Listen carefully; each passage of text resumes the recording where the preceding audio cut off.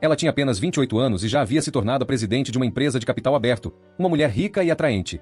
No entanto, antes mesmo de experimentar as dores do amor, foi diagnosticada com um cisto no útero. Após a cirurgia, nunca mais poderia ter filhos. Sentiu-se desesperada, mas não podia revelar sua condição à família, pois o ambiente da alta sociedade era repleto de intrigas e traições.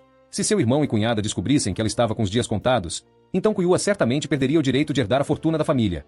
Naquele dia, seu pai, como de costume, insistiu para que a filha se casasse e ainda lhe apresentou um pretendente que considerava adequado, alguém do mesmo nível social. Para garantir que tivesse um filho antes da cirurgia, Kuyua não se opôs ao arranjo. No dia seguinte, ela conheceu o herdeiro de uma família rica. No entanto, para sua surpresa, o homem era um playboy mimado. Logo de início, ele foi direto ao ponto. Nós podemos nos casar imediatamente, mas depois do casamento, você não pode interferir no meu estilo de vida ou nas mulheres com quem eu me relaciono. Se quer um casamento por contrato, deve ter essa consciência. Essa atitude fez Kuyua sentir uma aversão imediata por ele. Então, inventou uma desculpa para ir ao banheiro e pediu que sua melhor amiga ligasse para ela dentro de alguns minutos, para que pudesse escapar do encontro.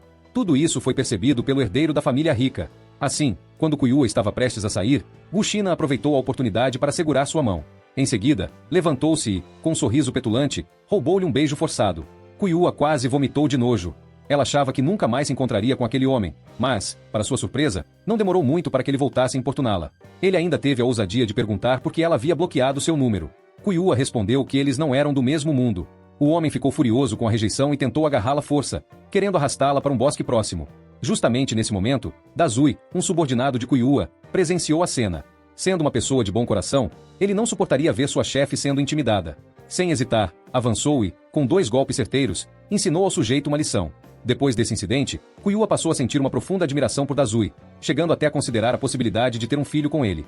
No entanto, Dazui já estava noivo, e Kuyua sabia que precisava conter seus sentimentos. Mas logo a situação tomou um rumo inesperado. Para poder dar um lar à sua noiva, Dazui desviou R$200 mil da empresa e investiu em ações, esperando ganhar dinheiro suficiente para comprar uma casa para o casal.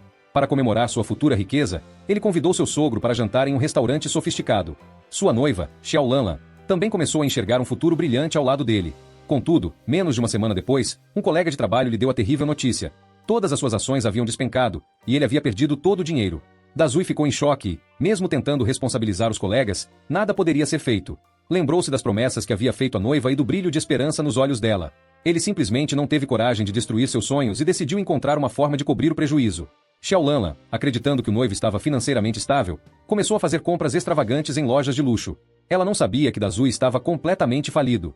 Quando ele estava desesperado, sem saber como pagaria as compras, sua chefe, Kuyua, apareceu de repente e de forma magnânima, declarou: "Escolham o que quiserem, eu pago tudo." Ela deu a Dazui todo o prestígio diante de sua noiva e ainda explicou que aquilo era apenas uma forma de agradecer por ele tê-la ajudado na noite anterior. Xiao Lanlan expressou sua gratidão a Kuyua, mas, ao mesmo tempo, percebeu a enorme diferença entre ela e sua rival, o que a fez se sentir inferior. Antes de ir embora, Kuyua os convidou para uma festa na piscina que organizaria. Dazui, sem jeito de recusar um convite de sua chefe, aceitou. Na festa, Kuyua usava um vestido de alta costura e estava deslumbrante, tornando-se o centro das atenções. No entanto, seus olhos estavam apenas à procura de Dazui. Mas Dazui estava distraído e preocupado, pois acabará de receber uma mensagem cobrando sua dívida. Assim, ele se afastou para um canto e ligou para um colega de trabalho para discutir uma solução. Kuyua, que estava por perto, ouviu toda a conversa com clareza. Enquanto isso, Xiao Lanlan se aproximou dele, percebendo que ele estava distante e perguntou preocupada: "Aconteceu alguma coisa?" Dazui hesitou, mas não teve coragem de contar a verdade. Do outro lado da piscina, Kuyua, que vinha observando tudo, se aproximou e, sem rodeios, expôs toda a verdade. "Eu ouvi sua conversa. Você está devendo R$2 milhões." Xiao Lanlan ficou chocada e imediatamente exigiu uma explicação. Como uma dívida tão grande havia surgido do nada? Dazui então contou tudo, desde os investimentos mal-sucedidos até a hipoteca que colocou sobre a casa de seu sogro sem o conhecimento da família. Ao ouvir isso, Xiao Lanlan desmoronou emocionalmente e saiu correndo. Dazui quis ir atrás dela, mas Kuyua o impediu. "Sei que a relação de vocês está abalada por minha causa, então só quero ajudá-lo." Enquanto Dazui permanecia ali, confuso e angustiado, Kuyua, preocupada, decidiu ir atrás de Xiao Lanlan. Ao sair, viu que a jovem, desesperada, estava prestes a se jogar na água. Kuyua sabia que precisava agir rápido. Sem hesitar, tirou seus sapatos e mergulhou no rio. Com esforço, conseguiu salvar Xiao Lanlan e levá-la até a margem. As duas estavam exaustas. No entanto, em vez de demonstrar gratidão, Xiao Lanlan se irritou com Kuyua. "Por que me salvou? Agora ainda tenho que pensar em como explicar isso ao meu pai." Mesmo diante da ingratidão, Kuyua permaneceu calma e tentou consolá-la. Em seguida, levou Xiao Lanlan para um hotel para que pudesse se recuperar. Ao saber do ocorrido, Dazui foi correndo até o local. Ele pediu desculpas à noiva e jurou que encontraria uma maneira de resolver a situação. O casal se reconciliou e, na frente de Kuyua, demonstraram seu afeto. Quando estavam prestes a sair, Kuyua o chamou e, sem rodeios, transferiu 500 mil reais para Dazui. Aqui está um adiantamento. Vocês têm 1 hora para decidir. Mesmo que recusem o acordo, esse dinheiro não precisa ser devolvido. Agora, Dazui se via diante de uma escolha difícil. De um lado, sua noiva e sua dignidade. Do outro, 500 mil reais que poderiam aliviar sua enorme dívida. Qual seria a decisão dele? Se você curte conteúdos de recap de novelas e dramas, está no lugar certo. Não esqueça de deixar seu like, seguir o canal e ativar as notificações para não perder nenhuma novidade. Junte-se a nós e faça parte dessa comunidade. No quarto, Dazui já estava tentado pela oferta. No entanto, Xiaolanlan, conhecendo a natureza das mulheres da alta sociedade, suspeitava que houvesse alguma armadilha. Com medo de perder seu namorado, proibiu Dazui de aceitar e até o ameaçou com um término caso ele insistisse. Mas Dazui estava decidido a conseguir aquele dinheiro. Ignorando os apelos da namorada, entrou no elevador e, sem hesitar, tocou a campainha da mansão da rica empresária. Kuyua ficou muito satisfeito ao ver que Dazui aceitara sua proposta e o recebeu imediatamente. Ele, no entanto, manteve-se cauteloso e perguntou exatamente o que precisaria fazer. Mas Kuyua foi misteriosa. Não posso dar detalhes. Você só precisa assinar este contrato de confidencialidade. Enquanto isso, Xiaolanlan, preocupada, tentou ligar para Dazui. Mas Kuyua, impaciente, atendeu e desligou na cara dela. A partir do momento em que Dazui assinou o contrato, ele teria que obedecer a todas as ordens de sua patroa. Logo depois, Kuyua trocou de roupa e levou Dazui até a garagem subterrânea. Para evitar ser vista, fez questão de dirigir pessoalmente. Juntos, partiram para um local remoto no meio do nada. Durante a noite, entraram discretamente em uma cabana no campo. No entanto, essa cena não passou despercebida. O irmão de Kuyua, que há tempos queria derrubá-la e assumir o cargo de presidente, viu Dazui se aproximar dela e imediatamente suspeitou. Para confirmar suas desconfianças, subornou o motorista da irmã e conseguiu fotos exclusivas da dupla entrando na cabana. Os 3 dias passaram, e Kuyua voltou à rotina com seu cachorrinho fiel, como se nada tivesse acontecido. A relação entre eles seguiu estritamente profissional. No entanto, sua secretária percebeu que a chefe parecia mais radiante do que nunca, com um brilho especial no olhar e um sorriso frequente no rosto. Enquanto isso, o irmão de Kuyua armava seu próximo golpe. No mesmo dia, convidou a família para um jantar especial, supostamente para celebrar o Dia da Mulher. Sem desconfiar de nada, Kuyua aceitou o convite.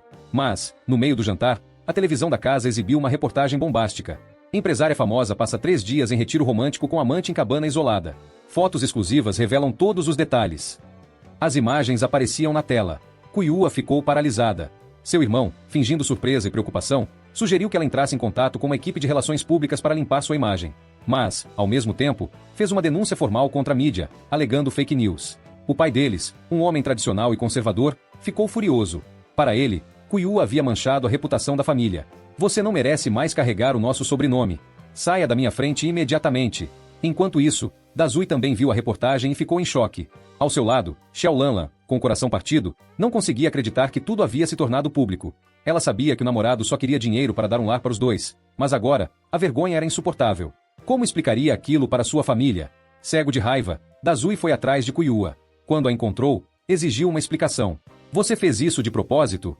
Como pôde expor minha vida assim? Mas Kuyua, abalada, afirmou que não tinha nada a ver com o vazamento e que já estava investigando a situação. Dazui, no entanto, não acreditou. Se você continuar aprontando, não tenho mais nada a perder. Não me importo em acabar com tudo de uma vez. Kuyua, devastada por ter sido mal interpretada pelo homem que começava a amar, não encontrou ninguém para consolá-la. Apenas se encolheu em um canto e chorou silenciosamente. No dia seguinte, Xiaolanlan, furiosa, foi até a empresa de Kuyua e a confrontou. Sem piedade, a insultou, despejando toda sua revolta antes de sair pisando firme. Mas, ao descer para o saguão, Xiaolanlan viu um rosto conhecido. Um dos pais de seus alunos estava conversando na recepção. Curiosa, perguntou sobre ele e descobriu que era ninguém menos que o irmão de Kuyua. Naquele instante, Xiaolanlan teve uma ideia. Ligou para ele e ofereceu um serviço especial. Posso trabalhar como babá do seu filho. O irmão de Kuyua, que sempre teve interesse por Xiaolanlan, ficou empolgado com a oferta e a levou para sua casa de campo. Uma antiga propriedade de família onde, secretamente, escondia seu filho legítimo. Antes de entrar, avisou. Meu pai pode aparecer aqui a qualquer momento. Se isso acontecer, esconda-se com a criança e fique em silêncio.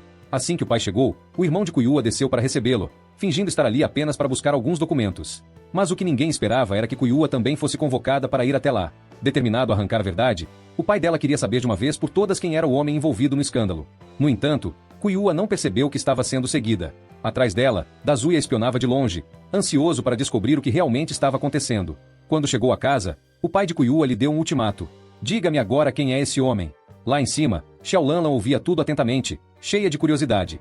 Antes que Kuyua pudesse responder, alguém bateu à porta. Todos se voltaram para a entrada. O grande protagonista da polêmica estava ali.